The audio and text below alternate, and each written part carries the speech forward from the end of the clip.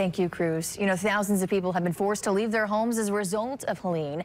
Some from East Tennessee escaped here to the Midstate. Our Steve Malink spoke with one family who's counting their blessings tonight, but also praying for those still there.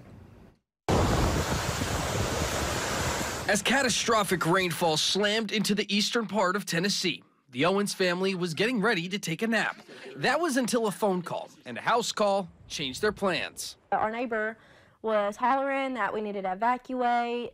We didn't know how bad it was going to be. Between the calls from loved ones and the amount of police closing down local streets in their Cobb County town, they decided to pack up and evacuate. Not knowing if our apartment was going to, get flooded or affected, and then not knowing exactly how bad the town was going to get, our friends. That's oh my God. Think about and know that, them people are your neighbors, and not knowing what you can do for them. The Owens are now in Dixon County, over 3.5 hours away from their home. Even us being out here, we can't even go home because there's no water.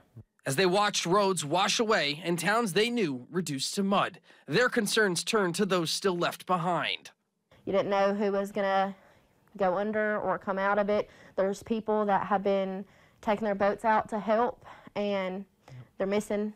They say while the main event is over, Eastern Tennessee needs help. As thousands of first responders, rescue squads, and others mobilize to the east, they're asking the community to donate where they can and pray for those still yet to be found. I prayed all night last night. I hope everybody's okay. People make it alive out of this. For WSMV4, I'm Steve Malink.